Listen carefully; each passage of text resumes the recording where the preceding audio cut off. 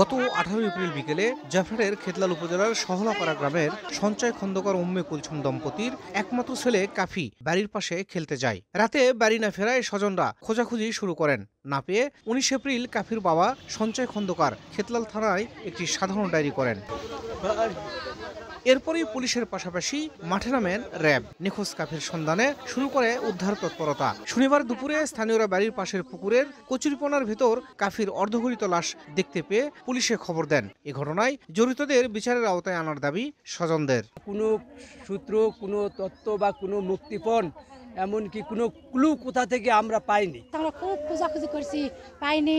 আজকে আমরা দোনো কইভাবে পাই, আমরা চাই না ওকে ফাঁসি চাই, এভাবে ফাঁসি চাই, আর কিছু চাই না। 8 বছরের শিশুকে নিয়ে যায় এভাবে নিঃসঙ্গভাবে হত্যা করে আমরা এটা মেনে নিতে পারতেছি না। আলম আমার ময়নাক মারে ফেলে দিছে, আমরা মিস্তানা বুঝা পাচ্ছি। তারপরে কিছু ছেলের জীবনের জন্য কিছু কইনি, যে ছেলে যদি খাম করে হাত পাও ভালো ধরিছি, টাকা টুকা দিবা চাইছি, তাও কেউ দেয়নি।